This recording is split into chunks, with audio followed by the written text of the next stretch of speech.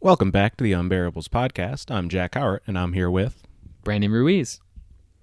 And today we're going to be looking at the UFC 260 main card, Stipe versus Ngannou 2. And we're also going to be talking about the NBA trade deadline and the many deals that happened and sort of the future outlook for some of the teams. And also, we just wanted to say if any of our listeners have any questions or comments, we'd be happy to answer any questions you guys have. Yes, so please leave them. So, all right, let's get into the O'Malley versus Almeida fight. And I thought it was a pretty interesting fight.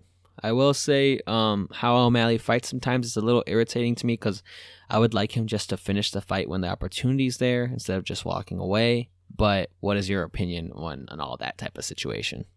I mean, obviously, when you're looking at the first round of this fight, when he knocks down Thomas Almeida, like to me as a viewer, it looked like the fight was over. So I understand why O'Malley would have walked away, but he had a better view than I did. So I felt like he would have known that Almeida wasn't fully down. But I don't know. It's a tough situation because you don't want to be hurting a guy more than is necessary. And he's been very clear that his personality is Hollywood. He's looking for the big moments. Like he wants like the Twitter clip that's going to go viral. And I think there's value in that, but the way it happened in the first round of this fight, it was just weird. It was weird. He does this a lot. Like, he has a ton of power, and I think he is very good at getting people's chin, and hitting them just right. But my thing, and in that one, it was more, I think, it was a head kick, right? That kind of dazed Almeida. But yeah, it ended up being more like his shin, like right to his chin, actually. Yeah. So, so basically, I just don't like it. I mean, I just don't like that he just walks away, and I get it. I think his thing is he's a very overconfident person. Like, not overconfident, because I guess right now he's been winning all of his fights, so I guess you can't be overconfident when you keep on succeeding. But I think it could get you into some trouble later on when you start fighting better fighters, because when the competition gets better, like, there are people that can bounce back from those things, and then if you lose when you could have won in the first round, that's not going to look good. Like, that's going to be a very big criticism. I think you're right about higher quality fighters being able to bounce back, because Almeida, he was in the fight for the rest of the round. Like, he obviously lasted the rest of the first round, the whole second round, and almost the whole third round, I think. But even though he technically lasted, he wasn't really in the fight. Yeah, I mean, well, I think there was a time in the second round where he started doing a little bit better at keeping a decent distance while he wasn't getting attacked, really. And he was kind of exchanging with O'Malley a little bit better. But at the end of the day, O'Malley was still in control because Almeida was fighting at that distance because he didn't want to get knocked out. He wasn't able to get him with anything substantial. And I think it's just because O'Malley kind of rocked him, and at the same time too, O'Malley had a reach advantage over him. Yeah, the reach advantage, both in the arms and the legs. I would assume he had a reach advantage with his legs as well. Yeah, because this was a heavy kicking match. They were both trying to take away each other's legs, and that was where a lot of Almeida's like powerful hits came from. I think actually was those calf kicks. But O'Malley was doing the exact same thing. So from my perspective, I saw that Almeida wasn't really in it, even though it was an even striking match for a few minutes. But yeah, it was really about the reach, like many, many fights are. I know, and it's so crazy, right, that the reach is such a big advantage all the time. I mean, it makes sense when I think O'Malley's I think he's 5'11" in that weight class. And I believe Almeida is 5'7", so there's obviously going to be reach advantage there. It just makes sense. But I think that when you looked at the fight, O'Malley definitely was in control. You could just see it. But I thought for a second, I was like, okay, maybe he could figure something out if he can get O'Malley to the ground, you know? But it just, that never was able to happen. Yeah, so Almeida was reactive for the entire fight. There was this one cool feint, I guess, that O'Malley kept pulling, where he would turn his head off to the right as if he was faking like another spinning back kick, and then he would just snap back and go back to like his forward strikes, and it fooled me. So I can't imagine what Almeida was feeling. That's funny. Well, I get that. I think Almeida, it might have fooled him a few times, but I think eventually he kind of got the hang of it. But but at the end of the day, those feints work when you are attacking well. When you're not attacking well, they're not going to work. And O'Malley was getting what he wanted. And the thing with a fighter like O'Malley, he picks and chooses when he comes in for a strike because he is looking for that knockout punch. You're right. He is trying to be like a Hollywood-style fighter, which is a weird term, but I get what you're saying because he's going for the big shots. He wants to knock people out because that's what gets you known. That's what makes you money. And when you look at how he hits, he's going to do these things to kind of throw you off and try to make you seem a little open. So eventually one of those feints, you might think they're coming and might think it's nothing, and then it really is something. And you keep on mixing it up, and I think O'Malley is really good at that. I think with those ones, I think he did it a few times. The first time, it definitely was, I was a little like, oh, what's this? You know what I mean? But eventually I was like, okay, well, I think we're getting what's going on here. But he did, in the third round, though, he did catch him, you know? So that was definitely a big deal. Yeah, I think with the knockout blow, we saw sort of exactly what we were talking about in round one in terms of him wanting to do the walk-off. And he tried to again in round three because he knocked Almeida down on his back, and I thought the fight was over again. But the ref didn't call it, so O'Malley had to step in and just like drop a hammer fist on him. Yeah, it's just because that's how it is, and it's depending on who you talk to, that's a big like controversial type of topic, you know, because it's okay, you knock him down and it looks like he's out, but he might not be out, you know, and he might be able to come back. And a lot of times fighters get upset when they quote unquote like call it early, you know, so a lot of times you do have to come in there and start hitting them because basically they really only want to call the fight if the fighter is completely defenseless. Which I thought Almeida was defenseless when he first got knocked onto his back, like his arms.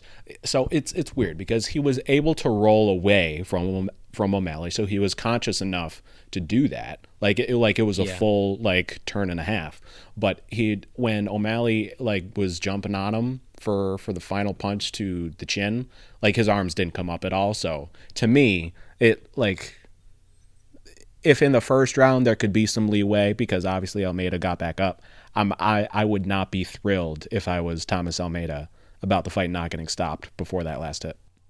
Yeah, but I mean that's the nature of the beast, I guess. You know, yeah. Like that's because when you look at, I mean, they're going to getting into a little bit of the Stipe Miocic Francis Ngannou fight. I mean Francis clearly like knocked out Stipe. You know what I mean? And then they tried to stop it early. That's one where you know he's completely defenseless. I've seen it happen actually with Francis, with Alistair Overeem, kind of the same way, where Alistair Overeem's body looked like it almost seized, you know, and he fit like straight. He went completely straight, and Francis came in with the hammer fist, and they stopped it basically the same way. It's kind of crazy if you look at it. It's very similar. But it's just a matter of the ref has to kind of call it. And if the ref doesn't call it, you have to end it because they won't end it. And it does suck that that's the case because people can get seriously injured, you know? But at the end of the day, you know, that's what it is. And you could even see with the Francis fight, I'm going to get a little bit more into that, where the way he hammer fisted Stipe when he went to the ground, he kind of hit his cheek a little bit, like he could have went straight on to his face. He knew he was done. You know, you could see that. But the rules are, you know, they have to be like completely defenseless and to go until it's called, you know. So it's like, okay, well, I have to go. So there's ways to go about it where you maybe not necessarily have to do the most amount of damage, but you just have to prove that they're defenseless. Yeah. I think some fighters are like, okay, I'm going to prove that he's defenseless, and some fighters are not that nice. Yeah. So like I'm good to keep talking about the heavyweight title fight. And I think that the knockout was a bit different for Stipe than it was for Thomas Almeida, because the ref was trying to stop the fight before Francis got that last shot in. Francis just didn't see him because the ref happened to be behind them. So it was just unfortunate that he didn't know that the fight was already over, which is not what I saw happening in the O'Malley fight. But yeah, so that when Francis knocked Stipe out, it was Stipe was out cold. It was cinematic the way Miocic's leg folded. Like that was some movie stuff right there. Well, he was knocked out cold. Yeah. Like that's exactly what. So basically, if you want to look into, I think like why Stipe got knocked out so cold, Stipe was backpedaling. And he was trying to catch Francis, I think, to kind of regain a little bit of momentum in the fight. So he went forward and gave him a little jab to his face. He caught Francis, right? But he was moving backwards while he threw the punch. Obviously, that's not going to be that effective in terms of power. It's just like to get some space, like to kind of back Francis up so you can recompose, get your composure back and everything like that, right? But Francis was completely set when he did that. And also Stipe's mouth was wide open when Francis hit him. And when Francis is completely set and he throws a hook and your jaw is hanging down and he hits it just right, you are going to sleep. Like it is what it is. And that's what happened. And I'm not saying that Stipe is like a bad fighter for having his mouth open or something like that, It just so happened that he was backing up and he was probably kind of panicking and tried to throw that punch and he opened his mouth and Francis got him just right. Now, I do think Francis was going to win that fight regardless of if the knockout happened then or later because he was just on him the whole fight. Oh, of course. It was like his fists were heat-seeking missiles to Stipe's face. Dude, yeah. So in the first round, after that takedown defense, which I'll fanboy over in a minute. But after that, Ngannou landed like 6 or 7 just straight up shots to his chin from around the back of him. Like most dudes would have been knocked out by like the second of those shots. So yeah, like obviously it ended up being sort of a tragedy the way Miocic fell and never really looked to be in it after that first big shot. But that's the nature of the sport, and it doesn't mean at all that he's any less great of a fighter than he was coming in. Well, that's actually why I think Stipe is like a championship fighter. Like he's a great fighter. It's because you're right. That's exactly my thought. Like most people would have been done, and that happened. Stipe was able to recover. Stipe is a great fighter. He's 38 years old though, and I think Francis is more in his athletic prime than Stipe is. And he was able to get up and he was able to recover, but eventually you can only take so much damage, and Francis just kept on hitting him. He just kept on like piling them on over and over and over again, and eventually it takes its toll. It was actually kind of scary. It was, right? Because I think Stipe was trying to kind of get Francis to move around, and Francis kept on just like kind of turning his body to just kind of stay in front of Stipe. He's like, okay, I'm just gonna turn a little bit, and he's like, I'm going to box you. It is what it is. And Stipe is a boxer, a Golden Glove champion too, but Francis is just had too much power. And the problem with Stipe too is that he came in so light. So Francis was, I think, 29 pounds heavier than Stipe. Yeah. And so you got to think about it this way, too. That takedown defense was textbook by Francis. That was awesome. He's gotten so much better on the ground, and you could tell he put his hand into the back of Stipe's head and just turned around him. That's how they teach you how to do it when you're like in middle school wrestling. Yeah, Francis did it perfectly. You know what I mean? And it was awesome, and he got control. But man, It was nuts. It was a complete domination by The Francis. second Ngannou got that full sprawl, like takeover defense, the fight was over in that exact moment, because that was the big thing for me coming into this fight. Was I wasn't sure exactly how much of an improvement Ngannou would have in that department.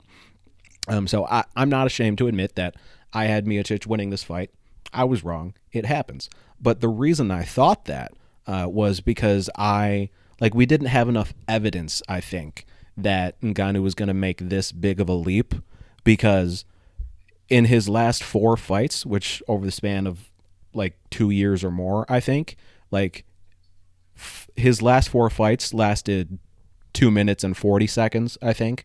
So we just didn't have the body of work for me to confidently predict that he was going to take such a big leap. But the second he did that full sprawl defense, I was like, oh my God, nobody is ever going to stop this man. I know, it's crazy because Stipe is a great wrestler. I mean, he's a Division I wrestler. He's a great wrestler. So if Stipe can't get him, there's probably not a lot of people that can. But what I will say is this, is that I believe that Stipe probably would have done a little bit better on that wrestling if he came in heavier. Yeah. Because Francis just had so much strength over him. Like, even if it wasn't perfect technique, which it was, like, even if it wasn't, like, Stipe could still drive at him, but because of Francis was so heavy, it felt like, and he was just so strong, it's like he couldn't drive at him. It was over. You know what I mean? Like, that's, at the end of the day, that was a problem. And I think Stipe came in trying to long game Francis. Like, he came in, that's why he came in light. He was thinking, okay, maybe I'll take him to the ground, have a lot of endurance, right? But Francis said, that's not happening. I'm going to knock you out, you know? And Francis's power was just too much. I think Stipe's head was in the right place, but I just don't know if you could do that with Francis right now, especially if his takedown defense is going to be that good. But you definitely have to match his weight, you know? Just has to happen. Yeah, that's the thing. Like, Francis didn't give up any of his weight despite all of that technical training and improvement he made. So if Miocic's plan was to do the long game, sort of like the first fight, I'm not sure that was necessarily the best route. Obviously, we can say that in hindsight, but when you're 30 pounds down, like, Francis only needed one good shot to get the advantage and never give it up, and that's far more likely to happen when you're 30 pounds down. And you got to think about this. Okay, so Francis's reach, right, is 83 inches, and Stipe's reach is 80 inches, and the leg reach of Stipe is 39 inches. Francis's is 44 and a half. Good Lord. So, like, you have to be really smart when you're fighting Francis then, especially because Francis is a very good striker. Like I've said before, Francis's goal was to become heavyweight boxing champion of the world. So he's a good striker. I mean, obviously he didn't reach that goal, like but that's what he wants to. He loves boxing. So at heart of hearts, that's his best. That's what he's best at, you know. And Stipe's also good, but Stipe's also good because he's such a good wrestler. He has to take him to the ground. He has to pick his spots. And when Francis is, I guess, getting so good at kind of like bull rushing people, it just seems kind of difficult if you aren't strong enough to take him to the ground, if that's what your game plan is. Right, yeah. So, I don't know, man. It was an interesting fight. It ended so quickly. I kind of thought it was going to go at least 3 rounds in my head. I did think Francis was going to win, just because I talked to you beforehand. Like, I thought that Francis, his boxing has gotten way better. His striking has gotten way better. And I think the last fight, he was so raw, you know, when he fought Stipe. And I think he's just gotten so much better. It's actually insane, like, the rate of improvement he's made. Like, obviously, they talked about it on the broadcast, like how storybook his life has been up to this point. Storybook in a bad way, I mean. Like, that man has been through some stuff. So, yeah. So to take on this destructive sport and learn it as quickly as he did to the level that he did, it's just insane.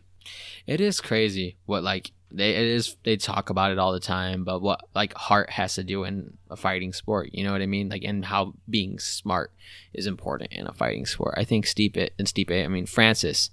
I think Francis is a very smart fighter. I think he's very good at adapting. Obviously, he's never gonna be like a ground guy, you know. He doesn't really need to be. He just needs to be able to do what he did because he hits like a truck, literally. Yeah. So as long as he makes sure they don't get him on the ground, you know, then we're all good, you know. So at the end of the day, he doesn't need to be, but he's so smart and he's very good at adapting. And I think those people that just really want it, you know, and they have all the measurements, they have the body, you know, to do it in a type of sport like this, like you get it done, you know. It's just, it is what it is. He's, I think, built to win. And I am excited to watch him continue winning because, like I said, with such a fast rise, there's no indication that he's going to stop getting better. So the big fight that's being talked about right now is Jon Jones. Yeah. And if there's a universe where Francis doesn't demolish that man, I don't think we're living in it. I wonder what's going to happen. I think the one thing that's going to be difficult is this for Jon Jones. And I think it might be the actual weight gain that actually is difficult for Jon Jones. Because I think what he talked about one time is that he's been trying to bulk and stuff like that, and then he started doing his stamina workouts and everything like that, like endurance type of training, and he lost weight so quickly, and he talked about how that was a little bit of an issue. Well, if he loses weight like a lot of weight substantially, if he doesn't come in at a decent weight fighting Francis, it will not be good for him. Like we saw what happened to Izzy, you know. And I know they're not the same fighter because Jon Jones is so good at wrestling, you know. But it definitely is going to have a factor because the heavier you get, the more power you get. And with Francis, he has a lot of power, and Jon has to be ready for that. Yeah, so maybe I was a bit hyperbolic in terms of there are no universes where Jones wins, but I'm fully on the hype train at this point. Like it took me the course of 3 minutes until Ngannou did that takedown for me to take back everything I thought about him not improving as much as he did. So like I think this dude is MMA Jesus right now. What I will say the difference is between the fight with Stipe and Francis and Jon Jones and Francis is I do think that Jon Jones is more talented and more skilled than Stipe is. Really? I do. Yeah, I think so. I mean, I think he's better at fighting at a distance and using his legs than Stipe is. I think that's the main thing that could really help Jon Jones, but also Jon Jones has a far greater reach than Stipe. It's 84.5, which is actually longer than Francis's, and the leg reach is 45, which is longer than Francis's. Not by much, but it does matter, yeah. You know. It's because you gotta think about it. Like that's how you can keep your distance. That's how you can stay safe. And so I think it'll be a very good fight to watch. You know, just because in terms of reach, like Jon is clearly going to be giving up some strength, but in reach he's gonna have a little bit of an advantage. And so maybe the strength aspect, like that could help take off a little bit of pressure from that point.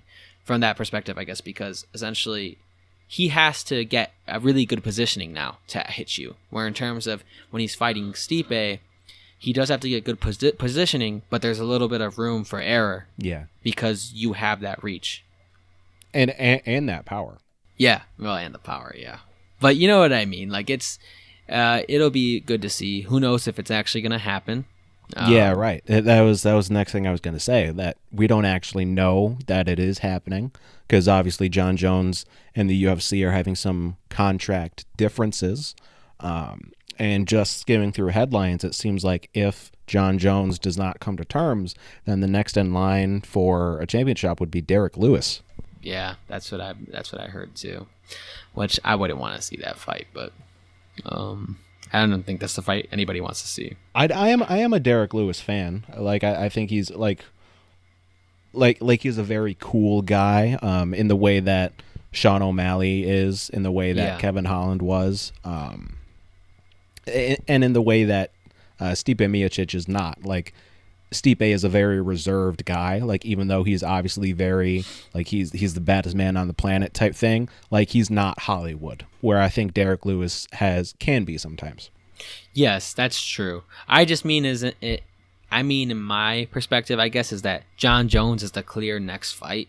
Oh yeah, and so that's why it's like that's the interesting fight. You know what I mean? Like that's the fight that we don't know. There's a lure there because there's mystery. There's all this and that. Like we haven't even seen John Jones fight in heavyweight division, so that's something to see there. He's so confident that he will become the heavyweight champion.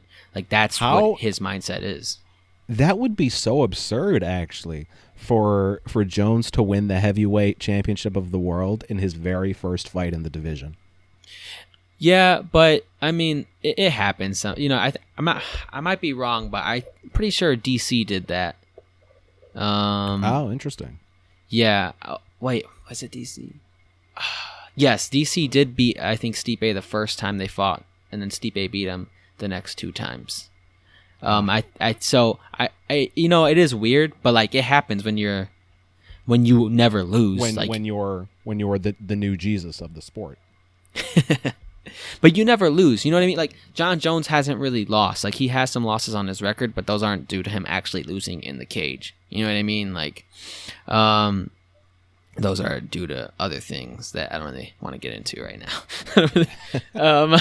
But I feel like I've talked about them before, but so that could be something for another time. But basically, like that's why I think it's deserved, and I would like to see it. And also too, I mean, everyone, it's like Floyd Mayweather, right? Like everyone wants to see Floyd lose. Everyone, if Canelo didn't lose to Floyd, everyone would want to see Canelo lose. You know what I mean? But because Canelo already lost, most people just want to see if he could still win. But when it comes to John, no one's really seen him lose. So they want to see him lose. And yeah, I want to see John lose. I'm a fan though, but it would be nuts if someone actually won against him. Someone actually beat him because we haven't seen it, And I think that's why I want to see it, because I think someone like Francis, could do that. I even think such a fight with Stipe would be interesting for John, because they have similar styles in a sense. But in terms of him and Francis, I think that could be such a ridiculous matchup. I want to see it. I'm getting excited. I think they were talking about July for it, if it were to happen. So. Oh man, we gotta watch that together. That one. Yeah. That would be a good time. But I want to get into up next the Tyron Woodley fight and Vicente Luque fight. That one, man, I feel bad for Tyron. Just gonna be honest. Yeah, I get that. It was. I know I've already used this term, but it was very storybook because this was Woodley's last fight in his current contract, and he came out swinging in a way that he has not done in quite some time. He has a reputation lately of being more kind of reserved, but he came out swinging, and it didn't work out for him. But that's how it works. You go out on your back more often than not. Yeah, not all I want to say, I guess, but the main thing I want to say is that Tyron is 38. He had a very good run. But I think the problem here is like boxers, they talk about it, and people in the boxing community talk about it a lot. So there are sometimes fighters who they're known for being able to take a punch, right? They can really take a punch. Like you see them fight and you go, how many times can they get hit in the jaw so clean and still take it? You know what I mean? Like that's the interesting thing about when it happens in boxing a lot is people do get hit in the right spot, but somehow can just keep on taking it, right? I think, but that keeps on happening, I guess, until it doesn't.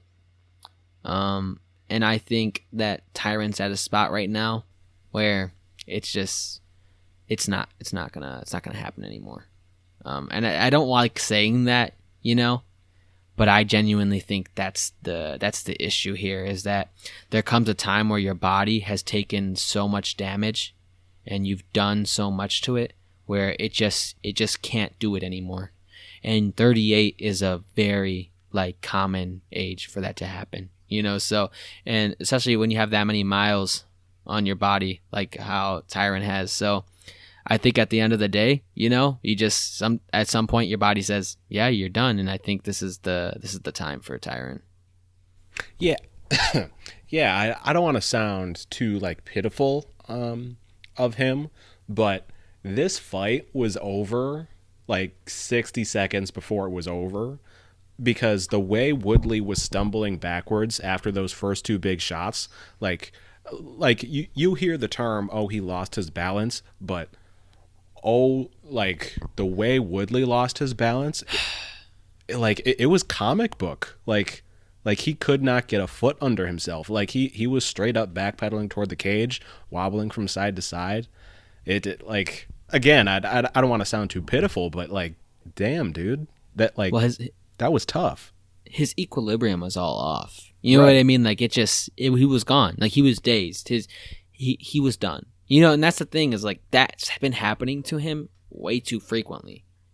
It's one thing for it to happen to you every now and then, but it's another thing for it to happen to you all the time. And, Dana has been talking about him wanting Tyron to retire. Tyron's obviously been against it, because who wants to retire a sport where you love it, first of all, but you're also making probably millions of dollars. Not millions, I guess, because it's UFC, but they're making good money.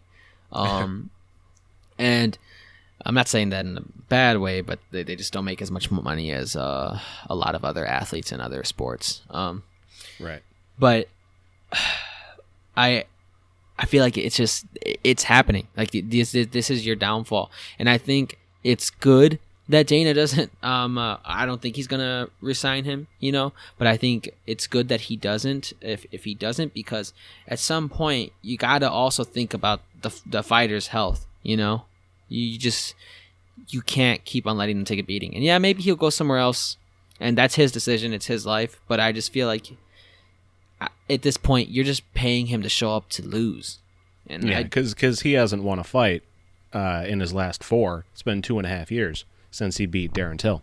Yeah, so it's kind of telling, and especially when you were a championship fighter, at one point, and then you just never get back to that. Usually, it's kind of that's the end for you.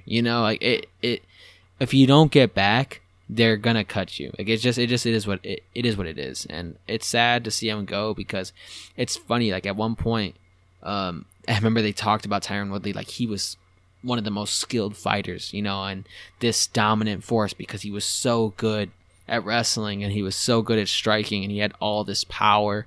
And then Kamaru Usman comes in and just wrestles him to death, and you would never think that would happen. But it just goes to show the level of competition and how it's changing right now, before our very eyes in UFC. The skill level is getting greater and greater and greater. And someone who is great, like Tyron Woodley, just isn't as great anymore. And I think age is also playing a factor, but I think it's about time. Yeah, I mean, correct me if I'm wrong here, because you're far more knowledgeable about the sport than I am. But 38 seems like pretty old to still be doing this. Yeah, he had a good run. That's because think about basketball and football. You do get guys who are old in those sports, and they have their farewell tours, and people know that their careers are coming to a close. But the nature of the sport is that they can do it until their body actually says no. Whereas with Woodley, it sounds like people have been wanting him to retire for years at this point. Yeah, I think he's way past where he should have been fighting, and it's not to say that you can't fight at that age, there is I forgot his name, but there's a heavyweight that I think he's like 44 or something like that, like something crazy. He's not ever gonna be like fighting for a championship, doing a championship fight anytime soon, but he does win some fights still. So how you gonna cut him, or not resign him if he's still winning? With Woodley, he's not winning at all. You know what I mean? So what are you gonna do here? His body, in a sense, is giving out on him, which is crazy because obviously, in terms of like physique, he looks incredible. Like he looks the same, basically. like I want to put in a caveat here. We're talking about this dude like he's 70. He's 38. Like he's got a whole life. He's in great shape. He's 38 and he looks like he did his whole career still. But the thing is though, like Shannon Sharp said it one time in Undisputed. He's like, oh, yeah, I look good, this and that, but all these muscles are for show.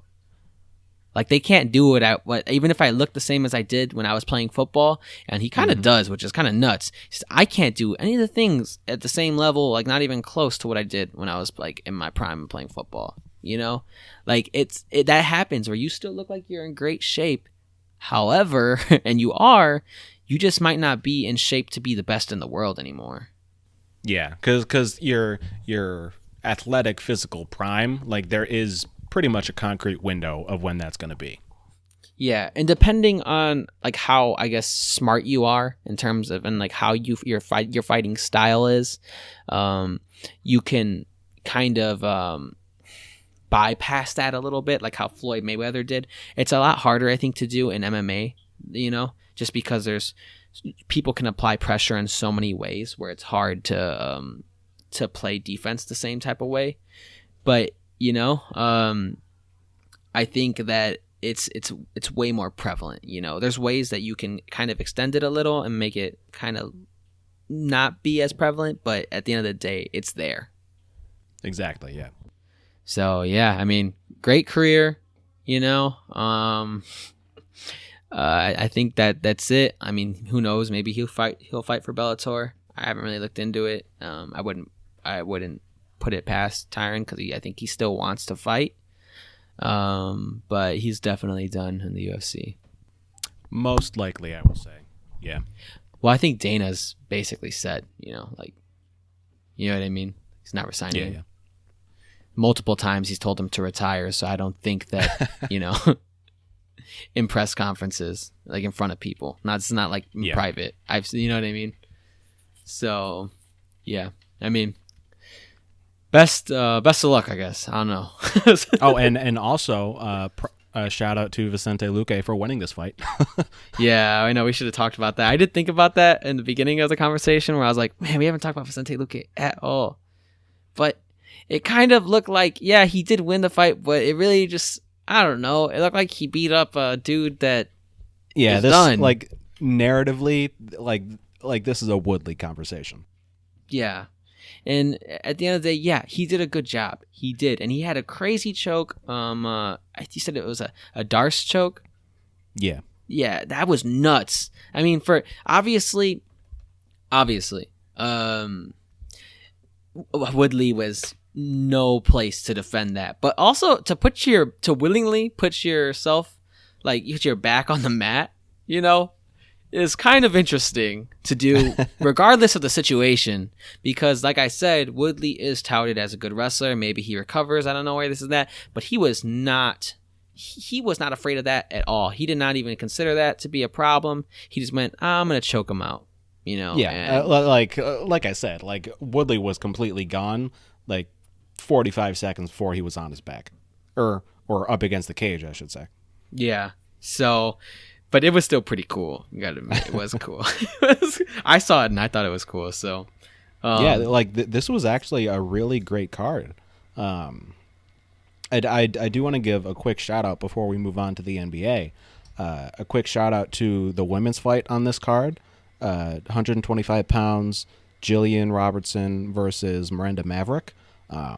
It was the only fight on this card that went to a decision, but I still loved it. Like, I wouldn't say it was my favorite fight of the night just because watching Francis be Francis, like nothing can top that for me. But like I'll say this was my second favorite fight on the card. Like it was really fun for me. Yeah, I wish I could have watched more of it. I just it was my brother's like birthday party or whatever, and I had to do some stuff, and so I missed it. But I did watch the last 2 rounds, and it was pretty interesting. I mean, obviously, I'm a big fan of when the fight goes to the ground. I've expressed that like many times. I did like the fight a lot too. I will say, to me, it was the second most interesting as well, even though I didn't even watch the whole fight.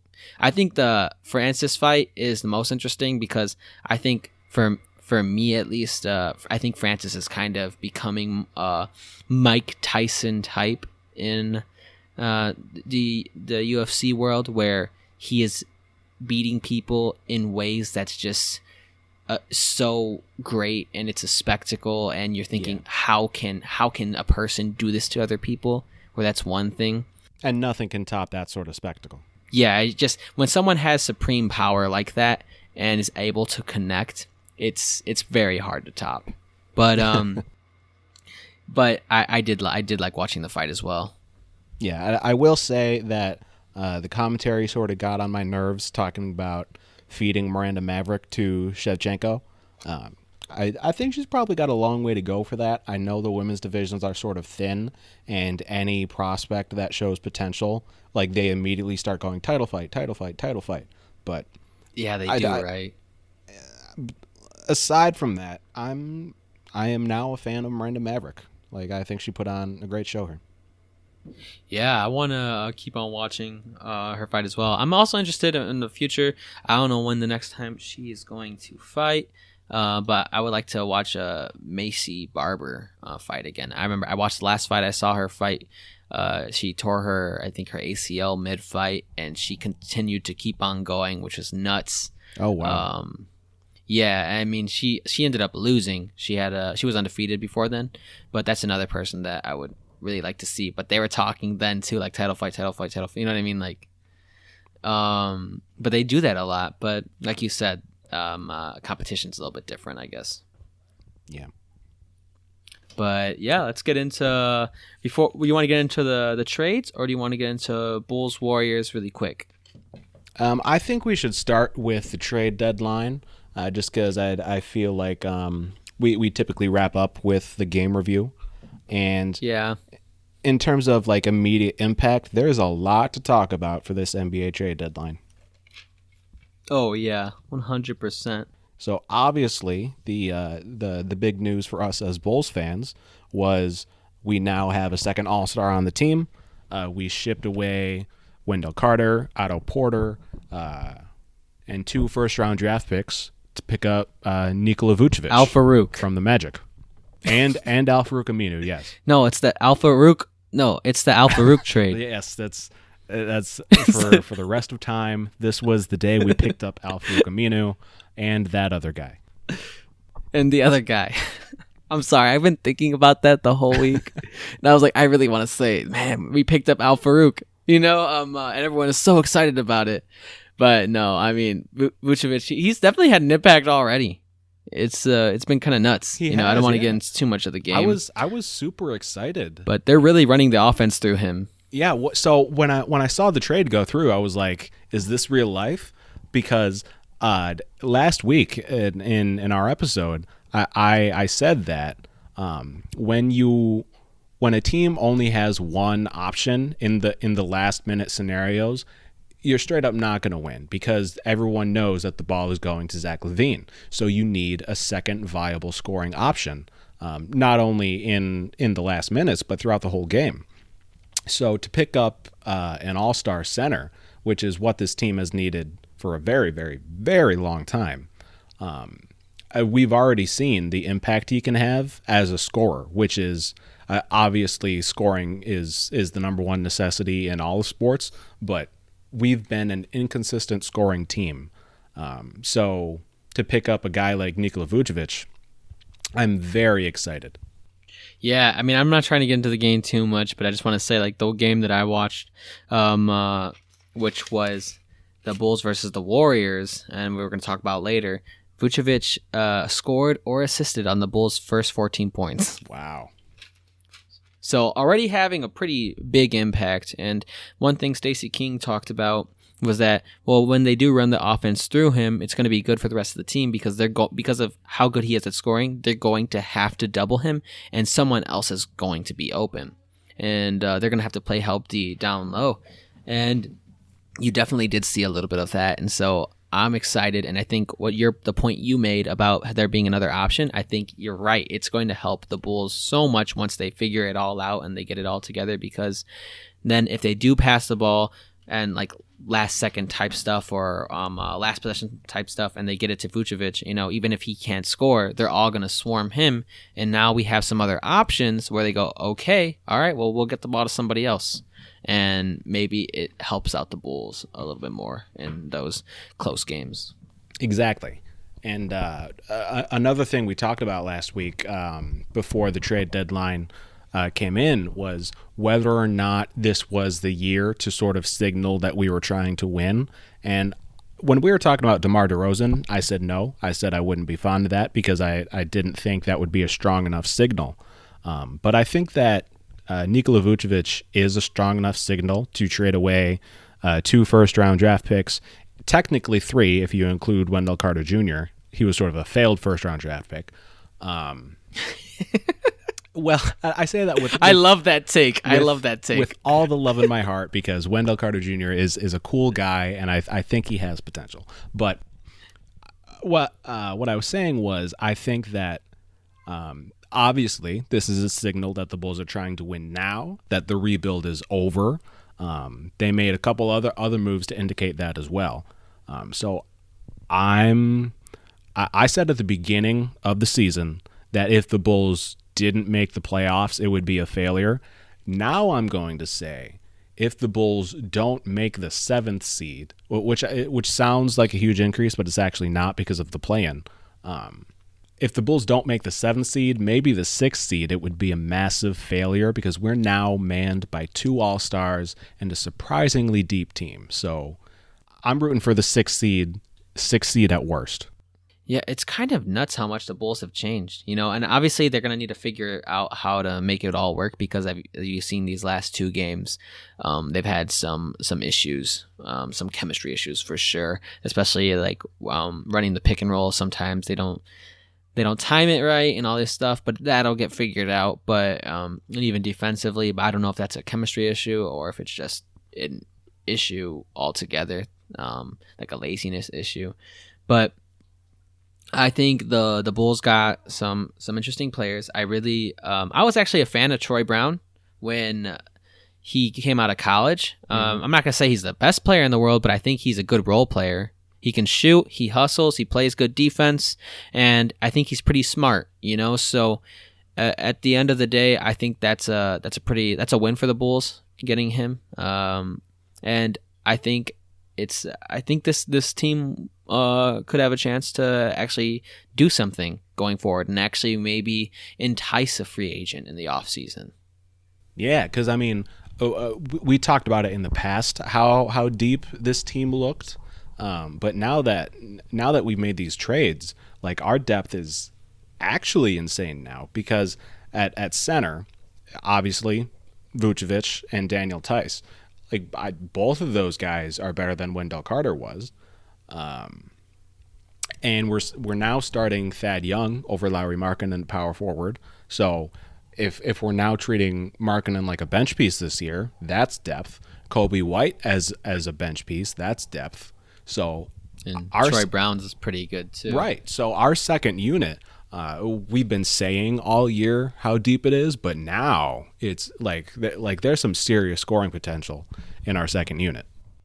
And 2, I think sometimes when Arcidiacono plays, I think he does all right. He's pretty smart. I know they don't play him a lot, whatever, but he's more of a third man type of deal. But honestly, I don't mind when he's on the court. I think he's pretty good at distributing and finding the open man. There was like a lot that he did recently to find people open in transition, and I like that. But the thing is, to find people open in transition, you have to trust them, and they have to make their shots. And so I think with the more firepower that the Bulls had, maybe once they get chemistry down, stuff like that, it'll really help them in those types of situations. But yeah, I mean, I'm excited to see what happens with the Bulls. I hope one thing I want to say before we move on to a different trade is that I hope maybe having someone like Vucevic will help Lowry learn how to use his size. Right. And I don't know if that actually is the thing. Like, I don't know if like having good players around you actually makes you better. You know, I think if in game it could happen, but I don't know if it actually helps you in practice, which I think it would. But I think it obviously depends on how much you want it and stuff like that.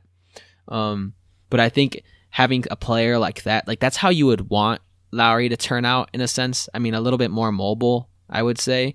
But hopefully he could figure out how to use his size, because I did like watching how Vooch would kind of, once he has a mismatch, kind of put his back to the defender and have a wide open lane to the basket and just put his hand up, and then they just toss him the ball up, and then he goes in for a layup, And I think Lowry has a size to do that. He just doesn't realize how to, I guess. And hopefully maybe Vooch could help him with stuff like that. It could be, because I think that you just straight up can't teach Vucevic's size.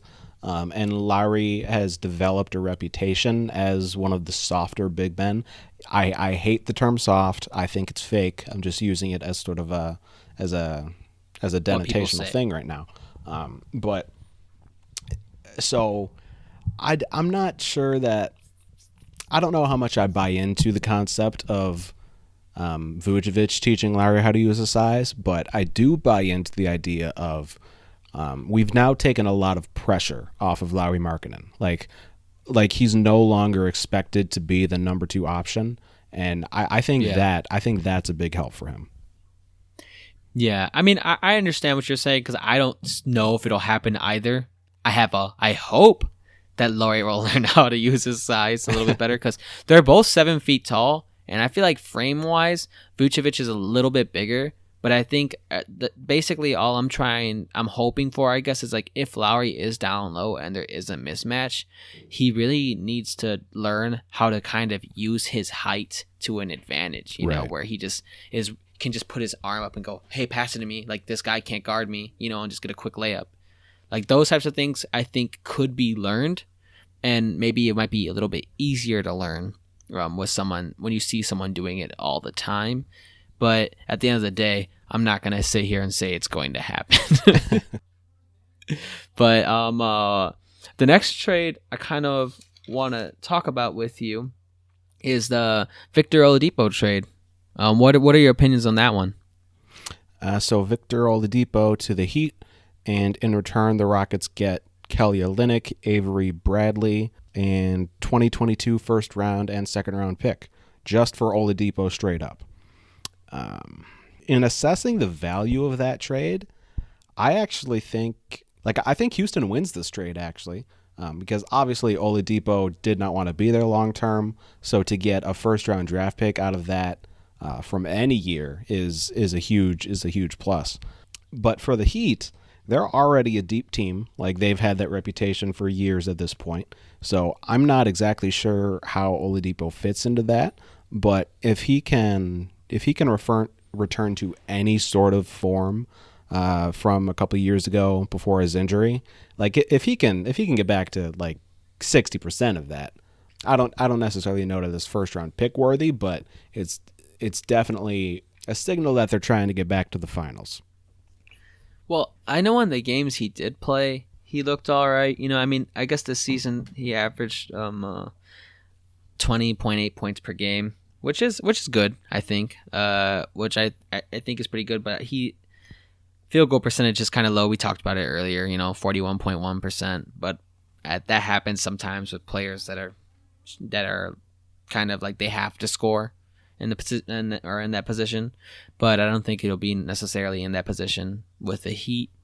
I think honestly, it was a good pickup for the Heat.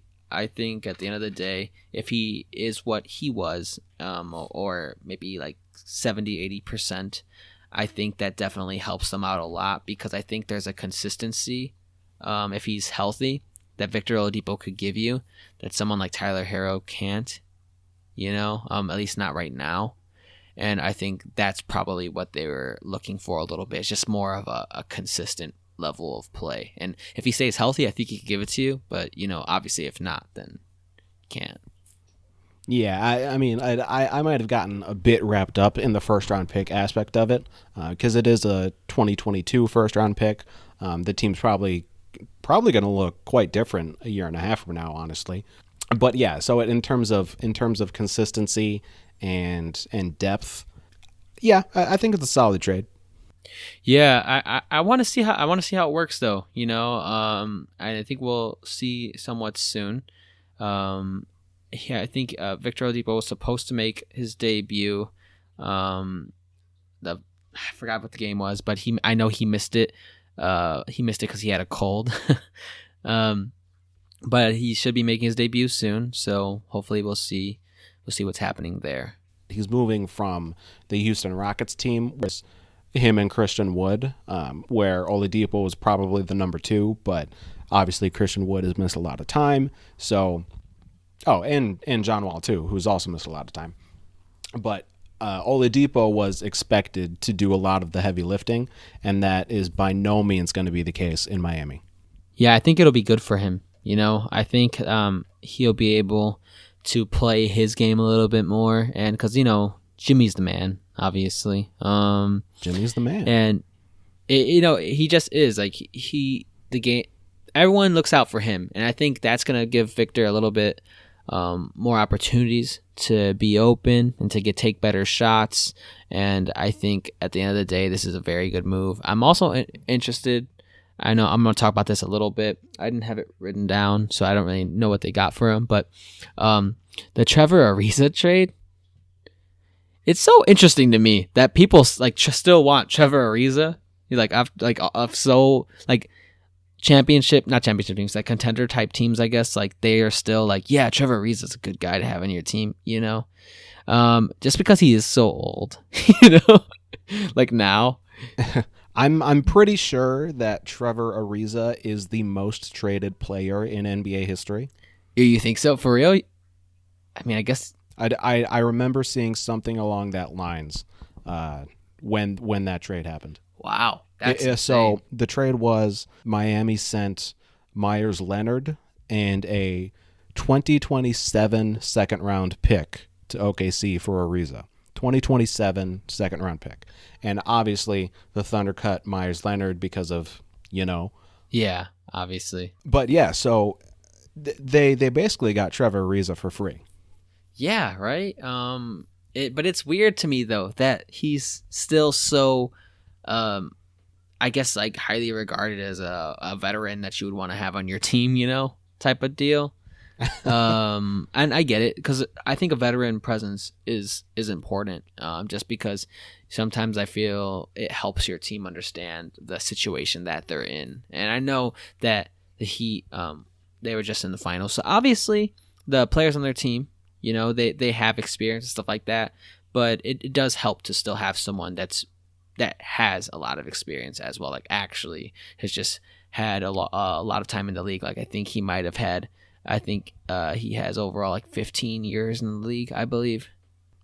Yeah, you're right. And so that's a long time. So having a player like that, they obviously they're doing something right, because to stay in the league for 15 seasons, is an accomplishment within itself. So yeah, I think that it'll be interesting to see what the Heat do.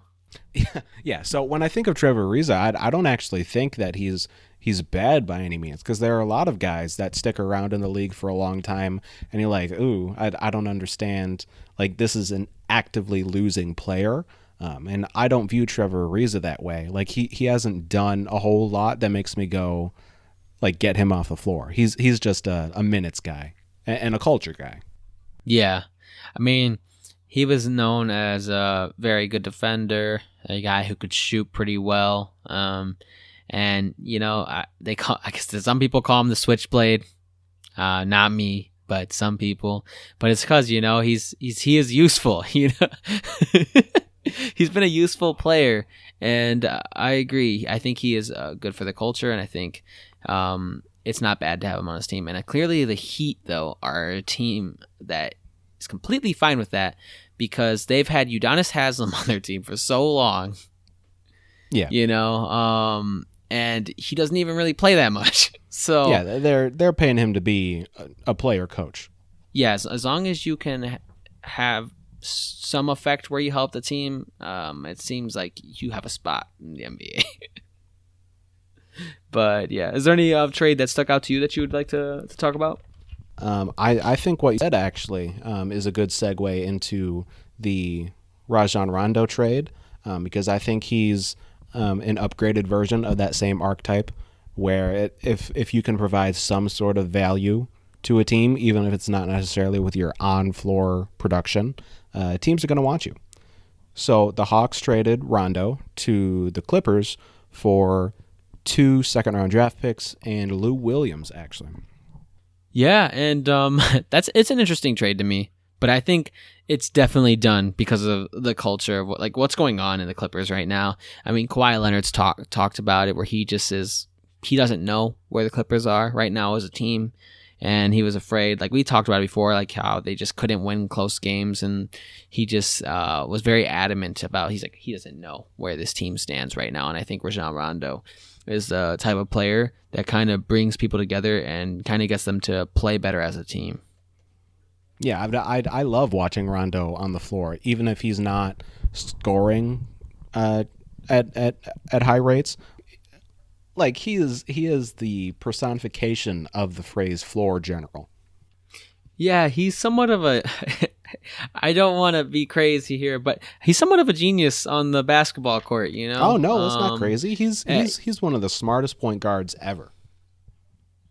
And it is insane. I mean, one thing I will say though is like we think Rondo is one of the smartest players on the court ever, and I think it's true. But it's crazy to me too. Let's get into LeBron for a second. Like he said, LeBron is like ridiculously smart on the court. So like everyone has touted Rondo as this genius, and he is.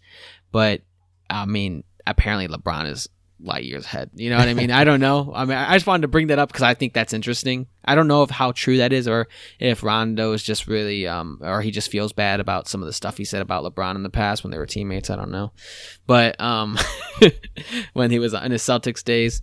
But if he's telling the truth, it's kind of nuts. But I think players like that are just so valuable for your team. Yeah, and from the Clippers' perspective, they traded away 2 second-round draft picks, pretty much worthless to the Clippers, because one of them is 2027, no way to predict that value.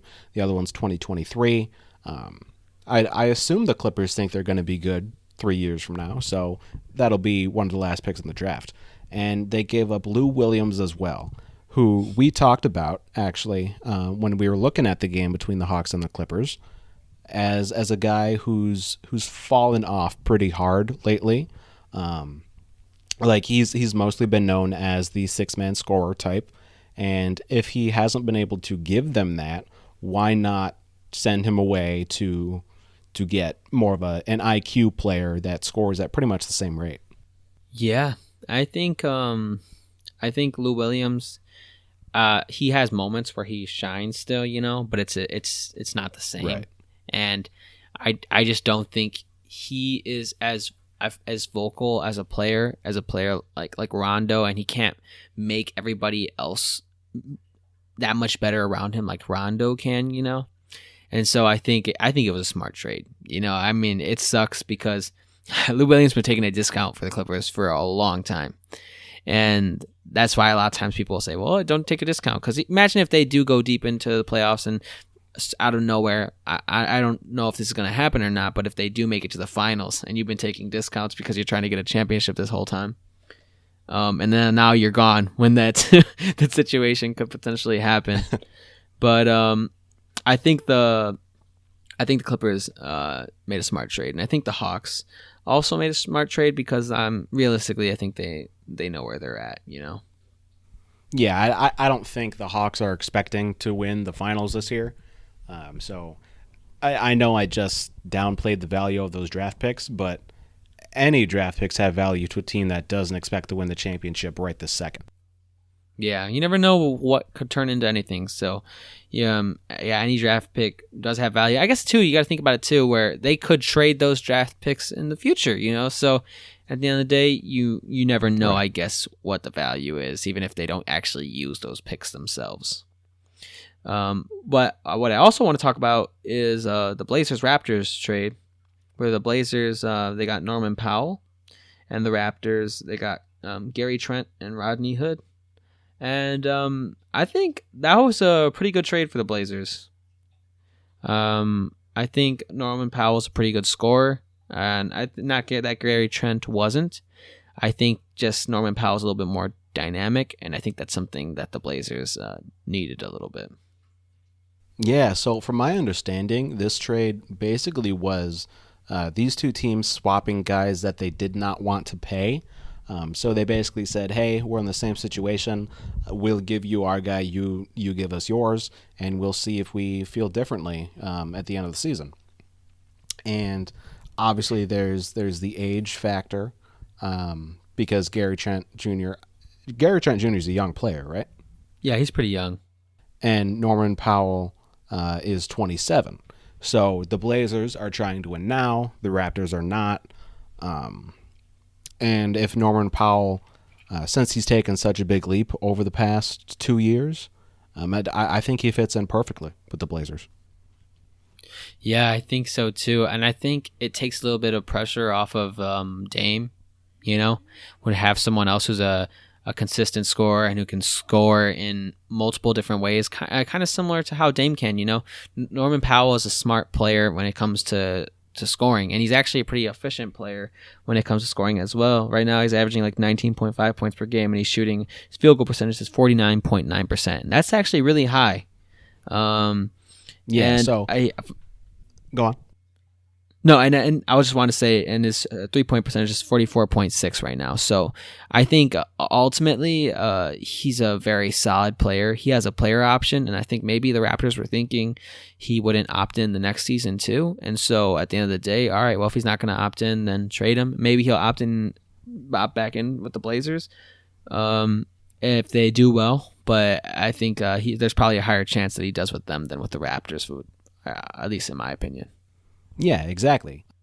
I've actually been invested in him this year because this is the first year I've played fantasy basketball, and he was one of my late round draft picks. So I've been following him, and I was not expecting him to be as good as he has been because, in years past, the Raptors have had such a reputation as the incredibly deep bench, all these young guys, and any one of them can go off on any given night. So the Raptors are in a tough position, actually, because obviously Kawhi gone, Kyle Lowry doesn't seem to be there in the future. Pascal Siakam has checked out mentally, and OG Anunoby is really the only guy that I fully trust there, and maybe Fred VanVleet. But the point of this is that they're taking a stance now that, okay, we got our championship, we're going to try to do a sort of mini rebuild, which is why you take on a guy like Gary Trent Jr. Yeah, I don't know exactly what position they're in, because I'm actually having a hard time thinking about what they should do. I've been kind of thinking of, if I was the Raptors, what would I do? You know what I mean? And it's tough to say because they do still have some good pieces and stuff like that, but they're just, I don't think, in a position to win, Yeah, because against all odds, that they've just looked bad this year. Yeah, and I mean, so I don't really know what's the right move, but I think this one's okay for now. Right. Yeah. So I actually have two more subjects about the trade deadline that I like to talk to, and I know there's one that you want to talk about. So what I would like to talk about first, Okay. is the buyouts that have been happening and the subsequent signings, namely Andre Drummond and LaMarcus Aldridge. Okay, and I know. Well, I kind of feel like I know how you feel about this. But do you want to go at it first, or do you want me to? You know exactly damn well how I feel about this, Brandon. Ah, Jesus Christ. So LaMarcus Aldridge, he's not, let me be clear, he's not a huge mover of the needle at this point. Like, clearly the Spurs let him go for a reason. He has not really been a net plus. However, the expectations are the key here, and this ties into something Blake Griffin said as well. So we like, fans have been dogging on these guys for a few years now, LaMarcus Aldridge, Andre Drummond, Blake Griffin, and fans are basically saying, hey, you suck now. So Blake Griffin said something along the lines of, oh, well, if I suck, why are you so upset that I went to this team? And the reason for that is expectations. Andre Drummond, on a $20 million contract, has been playing like garbage. Andre Drummond, for what is it, $700,000 on the Lakers as a starter, is freaking insane. And it's the same deal with Aldridge and Blake Griffin. They're not huge needle movers, but I'm so anti-ring chasers that to see those guys as, like third off the bench, like LaMarcus Aldridge is going to be the third power forward off the bench for the Brooklyn Nets. No matter how garbage he's looked for the past year or so on the Spurs, that's absurd. It is absurd. And it does suck, in terms of when you're outside of those teams. Like, if you're a fan and you're not a team of the Nets, or you're not a team of the Lakers, it's kind of, or you're not a LeBron fan, or you're not a Kevin Durant fan, because that's kind of where the league is heading more to being fans of individual players. It's definitely something that could be frustrating, because you're thinking, so every player that is good and is kind of on the edge of their career, but they still have talent, it's just not the same, will go to these other teams and take a huge discount, and maybe they could help another team go over the hump, in a sense, you know what I mean? But it's just, they're not going to, because they want the chip so bad. And I'm not saying that it's wrong, I guess, because if you were in their shoes, and people are going to criticize you, even no matter how great you were, for not having a ring your whole life after the fact, even if you were a Hall of Famer, then yeah, you're probably going to ring chase, because why would you want that?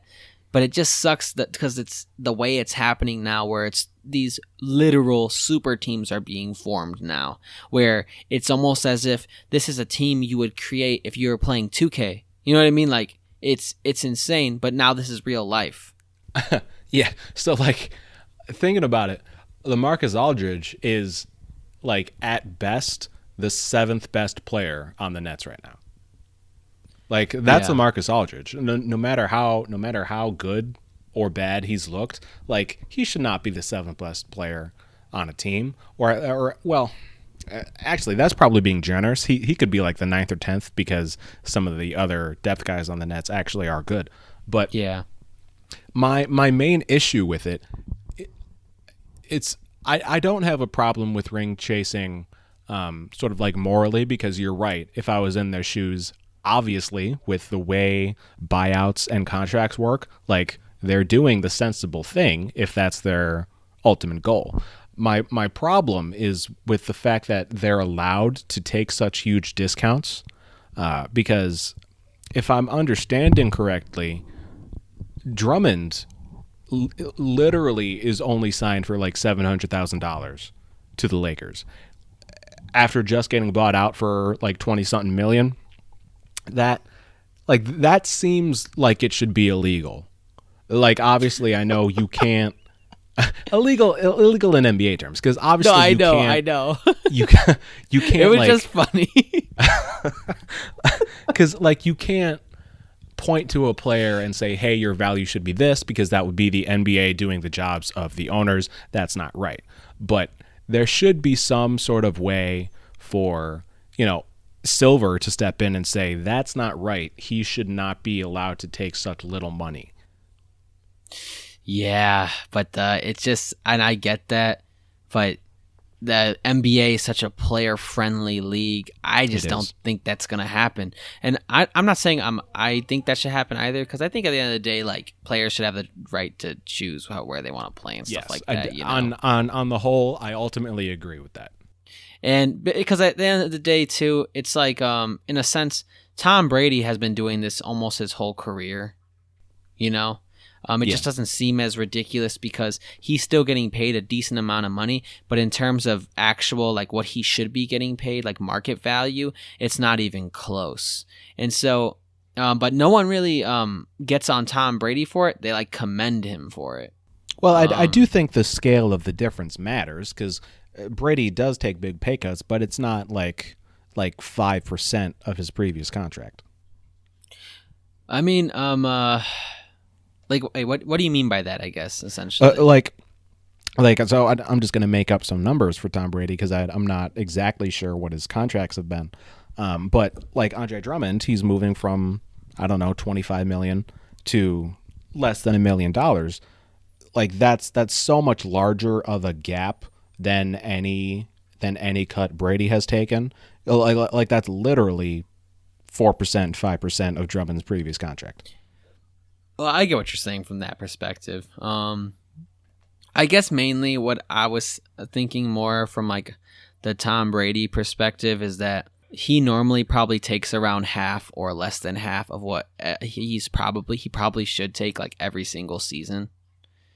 You know what I mean? And so essentially, it's like if no one has a problem with that, then I kind of sometimes feel like, well, then, you know, why does it matter with anything else? I don't like the super teams, and because I think it's bad for fandom. I think that's why there's less and less people that are fans of just teams in general, because it seems like my team doesn't even have a chance. You know what I mean? Like if we can't get any big players, and you know, if they don't magically decide to all sign here, then we will never have a chance. The only team that seems like they might have a chance doing it the old school way, I guess, if you want to say it, is the Nuggets. And that's exactly that is the other big trade I wanted to talk to you about, because it sort of lines up similarly with that super team mentality, but like you said, in a different way. Yeah, like with the Nuggets, I mean, you know, like you've talked about it before. They've kind of, it's like a homegrown team basically, in a sense. I mean, like they've drafted so many of the players that are really, really doing a lot on their team and having a really big impact. And they've traded for one that probably will have a pretty decent impact, Aaron Gordon. He's obviously not like superstar level like James Harden or Kyrie, you know. But I don't think the Nuggets need him to be like that.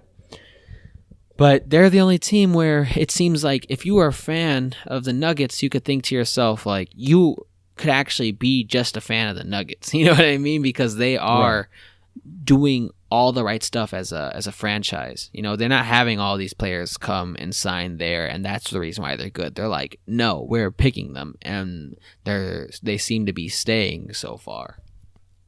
Yeah, right. So like if you look at the Brooklyn Nets roster from 3 years ago, it's completely different. There's definitely a few holdovers, but like I'm not a fan of their method of, you know, the big free agency signing. It just feels more satisfying, I would think, to have been a fan of the Denver Nuggets, where if you look at their roster 3 years ago, Jokic still there, Jamal Murray still there, and they drafted Michael Porter Jr. That just feels so much more satisfying to be a fan of a team, as opposed to, I was a fan of this team even when they had these bad guys, but now I'm not even rooting for those guys anymore. Yeah, dude, I want to say this. It's a little off topic. Dude, every time you say they drafted Michael Porter Jr., it just hurts me. But I'm going to move on. I just had to get that off my chest. I was like, yeah, they drafted Michael Porter? And I was like in my head, like, come on, Jack, don't say it, okay? Don't say it. But well, they did. They did. And I do think you're right. Like if you're a fan, like if the Bulls did that and they created this like great team where they just completely drafted everything, and they made these crazy trades and all that stuff. And you know what? They did make some they made some trades that did work. Levine, good trade. Vucevic, good trade. Maybe if they're on that path. I would like it. But the one thing I will say though is imagine being one of those fans where they create this team and they get everything together, and it seems like under normal circumstances you would be the best team in the league, right? And you will win a championship. But because of these super teams forming, they don't win a championship. That might make you even more upset about the game of basketball and turned off about the game of basketball. If you feel like, dang, like our team is so good under normal circumstances, but we just couldn't pull it out. Because imagine if they stay together for some reason, like 10 years total, and they never get to the finals. And it's like this is a team that was made kind of like the old school way. Like, you make some trades and you draft them and players stay and stuff like that. And they just never get anywhere. I think that might be a little bit more heartbreaking than your team just being bad all the time. Oh, for sure. Because like you said, if Kevin Durant, James Harden didn't decide to meet up in New York, and if LeBron James and AD didn't decide to meet up in LA, if stars were more willing to take the Damian Lillard route of trying to be the guy where you were drafted, the Nuggets would be broken as hell. Oh yeah, the Nuggets are a good team, and they could still pull some stuff off. I have faith in the Nuggets. Maybe it's not the smartest faith. Maybe they might get beaten out, but I think they're a really good team, and I think adding Aaron Gordon definitely helped. I think adding JaVale McGee, I don't know if they're gonna cut him actually. Now I'm thinking about it, did they trade for him to cut him? But that's probably not one that they did that. That's probably not one. But if they do keep him, I think it's smart because it's a size thing, and that'll help you. That'll help you when you're going up against the Lakers, because he's still rim presence, and I think that's important. So I think that they're a good team, and I want to see them succeed. I really do, and I hope they do. I just the way that the league is, it's made for teams like that not to succeed. Yeah, I think you're exactly right. With regards to Aaron Gordon, though, it's not all doom and gloom because, like you said, he's a great addition to a team that I think that starting lineup is actually kind of insane. Yeah. And he's been shooting a lot better this season. It's not crazy or anything, but right now he's 37% from the three. So that's pretty good. And I think the way he scores will definitely be good for the Nuggets. And I think with him having experience playing with Vooch, I think that'll definitely be helpful for him playing next to Jokic. Because I think style play, it's not exactly the same, but it's pretty similar, So I think he'll kind of know at least how to play off of a player like that. Yeah, exactly. So in terms of the Nuggets' long-term outlook, I definitely agree. They're still a huge threat in the playoffs, exactly as they have been for the past couple of years. I don't want to sound because they're not, the Harden KD super team that they're not going anywhere. Jamal Murray is very good. Obviously, Nikola Jokic, MVP good candidate. And your favorite Michael Porter Jr. and Aaron Gordon. This is a good team. Yeah, it really is. I remember when you told me to look at Jamal Murray, and I'm gonna be honest, Jack was a little woke about Jamal Murray. I don't like using that word that much, but he was like, "Yeah, Jamal Murray's pretty good." He told me to take a look at Jamal Murray, and I was like, "Jamal Murray is a lot better than I thought he was." And this was 2 years ago. This was 3 years ago, right? Yeah, 2-3 years ago. Yes. And I was like, no way. And yeah, he's turned out to be a really good player. So I mean, whenever we talk about Jamal Murray, I always think, man, Jack saw this coming. I don't know if he saw exactly Jamal Murray becoming into this type of player, but he saw a lot of the potential in a player like this, and and I think they're a really good team, and I think I really want to see them succeed. It'd be like the Mavericks succeeding, from the 2011 Mavericks. Oh yeah, that's a good comp. You know, it's like a team that, I mean, they do have a superstar, obviously, and Jamal Murray is somewhat of a superstar as well. But it's more of like a collection of really good players, and they kind of all work together to take down some giants. Man, I'm getting pumped. So now. Hopefully that happens. I mean, the Jazz are sort of the same way, and the Jazz are more my speed. So maybe it's not hopeless. Maybe the Lakers and Nets, maybe they're not guaranteed to make the finals. Dude, if the Nets don't make the finals, like there would have I'm to laugh. I'm gonna laugh so hard. There has to be like catastrophic injuries happening on their roster. Like, what? Like, you know what I mean?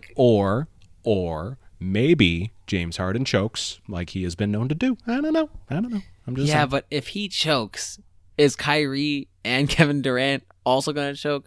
I've never seen Kevin Durant choke like quite some time. You know, he's always been KD. He's gonna throw a wrench in my plan here. Yeah, Kyrie, he could choke. That could happen. But Kevin Durant choking? Not happening.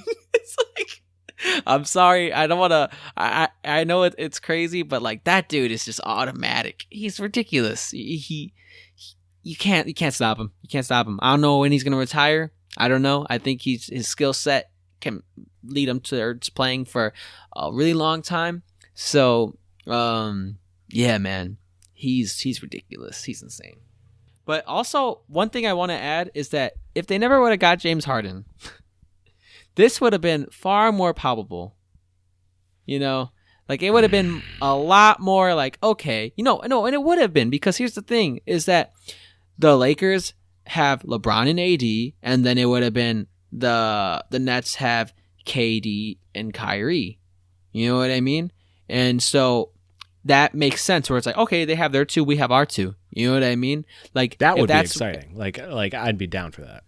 If that's what the league was, you know what I mean? If that's how it was, then that would be one thing. But then when they added James Harden, it's like, okay. Okay. This is a lot. So now you have two MVPs really on your team. And then you have Kyrie, who is one of the most skilled offensive players of all time, you know, and it's ridiculous. You know what I mean? And then it got to the point where, okay, everyone's there. Like I said, this is a 2K basketball team. I'm upset. I'm sorry, Jack, but this is just the way things are now. It's all good though, you know. I am still hyped to see what happens in the playoffs, though. I will say, I want to see how the Nets play, and I know it's probably going to be really good. But if they don't make it, I will agree with you. It would definitely be hilarious. Picture this though. Picture that the Nets remain, or actually fall down to the 3 seed, because I think they're number 2 right now. They fall down to the 3 seed, and the Bulls get the 6 seed.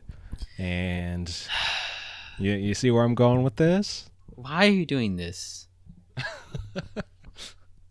You know, there's so many times throughout this show where you've made my head just like drop, like, oh man, when I just thought about bad stuff.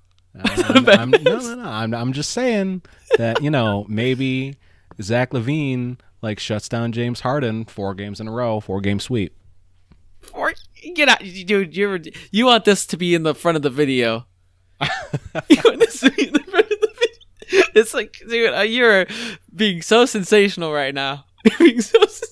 Yeah. If Zach LaVine did that, it'd be insane. Zach LaVine has also not been playing that well recently. That's never gonna happen.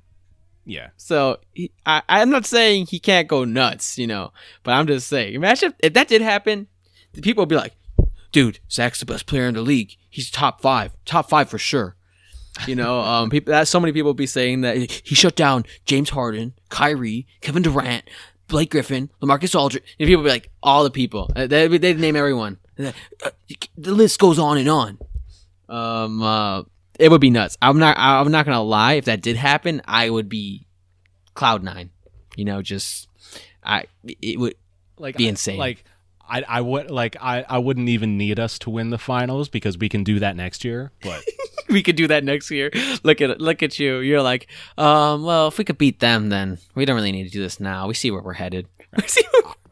I am, fully on board, which might not necessarily make the most sense after watching that Bulls Warriors game from Monday night, because it wasn't necessarily. I'll say that the Bulls did not look like a team that could 4-game sweep the Nets. They didn't at all, Jack. I mean, in the beginning, they looked okay. There was a lot of problems there, but I will say there's chemistry issues there.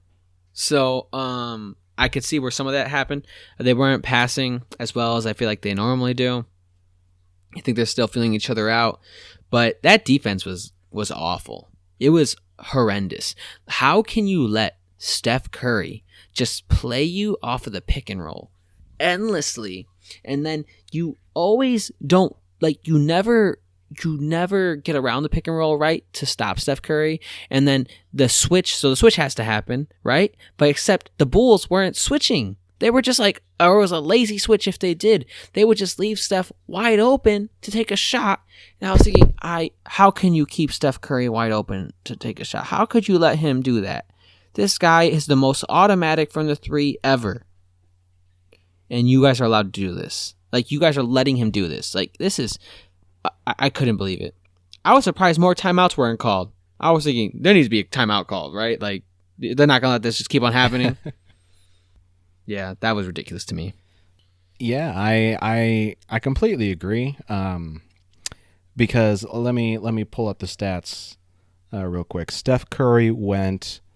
6 of 14 from 3, which that's obviously, he's taken a ton of shots, and he doesn't need to be shooting lights out to put up 32 points. So his scoring output, the 32 points, it wasn't like the typical prodigious shooting 70% from 3, lights out Curry game. It was just the Bulls gave him so much opportunity that he just needed to be, like average for Steph Curry to destroy us. Yeah, he was so wide open. And even when people were on him, they left him with so much space. I remember there was this one play, Stacey King specifically pointed it out, how far Lauri Markkanen was away from Steph Curry. And I couldn't believe it. It's like, yeah, get up on him. What are you doing? This isn't anybody. This isn't just another player. This is Steph Curry. You have to get up on him, and you're tall enough where if he did decide to shoot that shot, maybe you put a little bit more pressure on him, and you might make him miss. However, I know you're afraid of him just running right by you, which he did multiple times, and that's something to consider. But you still can't give that up to him, because I'm gonna be honest. A 3 is better than 2, and with some players, you let them take that shot. You know what I mean? Because you think, okay, they might miss, whatever, and you play it a little bit differently. But with Steph Curry, it's like he's automatic from the 3, and so you can't do that with him. If he goes inside, that's better because he probably has a higher chance of missing inside than he does from the outside. So it's just dumb, like strategically dumb. I think a lot of it actually is coming from Billy Donovan. Not to be negative about Billy Donovan, because he's done great things for this team. Coach. He's the only real coach we've had in years. Right. He is a good coach. I feel as though his defensive schemes often call for drop coverage. I know Wendell Carter has had that same problem all year. Lauri Markkanen has been doing it all year. Where, like you said, they're too afraid of the drive, and they're more willing to give up the 3. Like you said, technically, that's the right move if you pull it off, because like 3s are harder to hit. But when it's Steph Curry, maybe dropping back is not the smartest decision. Yeah, when it's Steph, it's not. Like I agree. Like in other situations, I did say it already. Then you let the guy shoot. You give him a little bit of space, whatever, right? But with him, you do not. You do not. You know what I mean? They didn't do it with Zach LaVine, and he's not nearly as good as a shooter as Steph Curry is. So why are we doing it with their best shooter and also probably the greatest shooter of all time? You know what I mean? Like it was ridiculous to me. Like it was hard to comprehend. And I get it, you know. Also too, what I will say, people have off nights and they are a new team. Basically, this is a new team. So people have to kind of figure things out and everything like that. But defense like that, sometimes I think is not something you need to figure out. Like making the switch and not being lazy is something that you should know how to do. You know what I mean? Like that's something that it needs to be done. And after so many times of Steph having wide open shots off of the pick and roll, you know what I mean? Like it's just, to some extent, when you're going to figure it out. Yeah, I get where you're coming from. I think ultimately I'm more willing to put this one behind me because it was the second game since the Vucevic and Tice acquisitions, and it was Tice's first game actually. So there's going to be a bit of a rough time for I think the next week or so as the team learns to play with these new guys, and Zach LaVine as well. Is going through an injury right now, so that's going to make us look worse. But it's chemistry is underrated, and there have been a lot of teams that we thought were going to be good that ended up being not so great because of chemistry issues. So I am. So Vucevic trade is a bust. No, I'm just kidding. I think that Vuce and Zach pair very well together. And once they're acclimated and Zach's injury has gone away and Patrick Williams continues to become Kawhi, I think the Bulls are going to look a lot better 2 weeks from now. Let's put it that way. Those Kawhi comparisons are real. You know what I mean? Like, and maybe he doesn't become the same dynamic scorer. I don't know. But when you look at the way he scores and the shots he takes, they're very similar to stuff that Kawhi would do. Like the pull-up mid-range jumpers, he was automatic for in the beginning of the game. And his little like driving floaters and stuff like that, they're pretty nice. I think the way he picks his shots it's eerily similar to the way that Kawhi does. I think there's a chance, you know, and maybe it's just us being big homers right now. But there's a chance that he could be really special. Yeah, so the thing I like about Patrick Williams so much compared to our previous years of rookies is that when he has bad games, which he does, most rookies are going to have bad games. But with Patrick Williams, when he has bad games, they're not ones that are killing the Bulls. So even though he does have a lot of quiet games where he's not taking a lot of shots, where he's shooting actually kind of poorly, I can't think of a time really, aside from like the first couple of weeks when he was still learning how to play NBA basketball. I can't think of a time where he's like outright cost us games with bad decisions. Yeah, no, me either. I think that's the difference is that, you know, he's always making an impact and he's always hustling out there. Sometimes it's not as prevalent, I guess, because I think he is still learning. You got to think about it. He's 19 years old. Yeah. You know, 19, and he's already showing signs that he could be something special. I'll take that. You know, I think Patrick Williams, when you watch him play, he's one of the players where you actually see, wow, this could be something. And that's not something I've been able to say for a while. You know, I haven't, for a Bulls rookie, I haven't been able to feel that way since Derrick Rose. You know, and obviously it was way bigger when Derrick Rose was a rookie because Derrick Rose showed you right away who Derrick Rose was. He showed you right away, like, yeah, I'm here to stay and I'm going to make an impact immediately. But there was still growing pains with Derrick Rose where, I mean, I think there was times where we felt watching him that he could have scored more and that he needed to be more aggressive, but he was young and I think he was not trying to make the wrong moves, and he was trying to be like more of the pure point guard and not be the big scorer on the team. But once he figured out that that's what he needed to be and that's what he could do, everything changed. And I think those are some type of similar growing pains that Patrick Williams is facing, where he doesn't know exactly how aggressive to be yet in terms of like making the right cuts and just when he gets the ball, trying to make his own shot. Yeah, exactly. So as I don't know, in terms of like the Bulls draft record,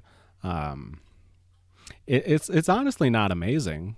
Since this rebuild started, obviously there was the Jimmy Butler trade where we got Chris Dunn, Zach LaVine, Lauri Markkanen, and Chris Dunn didn't turn out too well. Lowry's still a big question mark, but Zach is an all-star, so that's good. Then you got Wendell Carter Jr., who we've said goodbye to. Then you've got Kobe White, who, I'll say it, fans of the Bulls are being too hard on Kobe White.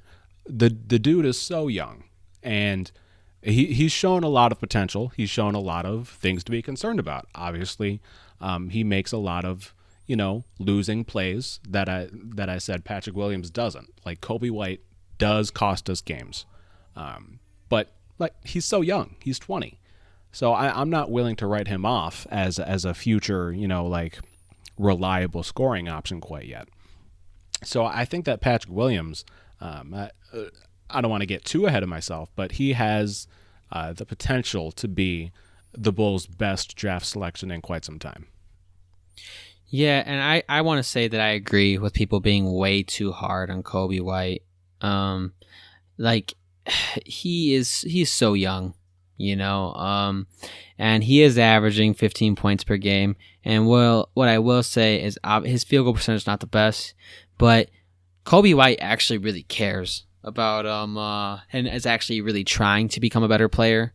You could tell when you watch him play. Like he is trying to make the right decision. He's trying to get steals out there. Like he's trying. And at the end of the day, like he might not be a Kyrie Irving. He might not be one of those types of players, but he could be a really good player, like your sixth man off the bench. And I think that that's a big possibility for him.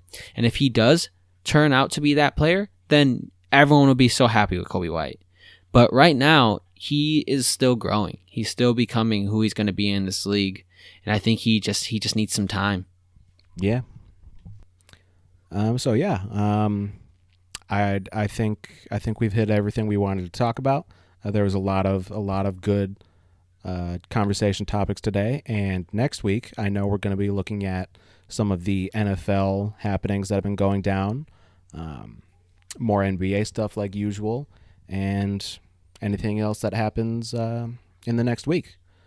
So this has been the Unbearables podcast. I'm Jack Cowart, and I'm here with Brandon Ruiz. Thanks for listening.